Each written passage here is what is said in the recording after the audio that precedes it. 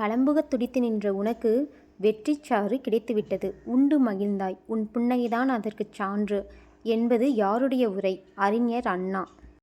Next, ஊர் கூடி செக்கு தள்ள முடியுமா என்று கேட்கிறார்கள். ஊர் கூடின பிறகுதான் செக்கு தள்ள வேண்டும் என்று காத்திருப்பவர்களின் காரியம் கைகூடாது. புரோகிதருக்காக அமாவாசை காத்திருப்பதில்லை. இந்த உரைநடையை யார் எந்த நூலில் குறிப்பிட்டுள்ளார்? மலையும் பயிரும் என்ற நூலில் வா. ராமசாமி. நெக்ஸ்ட்டு, இந்தியாதான் என்னுடைய மோட்சம், இந்தியாவின் நன்மைதான் என் நன்மை, இந்தியாதான் என் இளமையின் மெத்தை, என் யவ்வனத்தின் நந்தவனம், என் கிழக்காலத்தின் காசி என்று நம் நாட்டை உயர்த்தி கூறியவர் தமிழ் கவிஞர் பாரதி. அஃறிணைப் பொருள்களை உயர்திணையாக கருதி கற்பனை செய்து எழுதுவது இலக்கணை.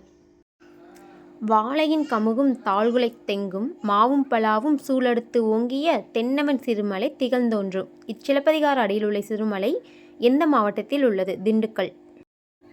நெக்ஸ்ட் டாபிக் பார்க்க என்னுடைய சேனலை மறக்காமல் சப்ஸ்கிரைப் பண்ணிடுங்க. தேங்க்ஸ் ஃபார் வாட்சிங்.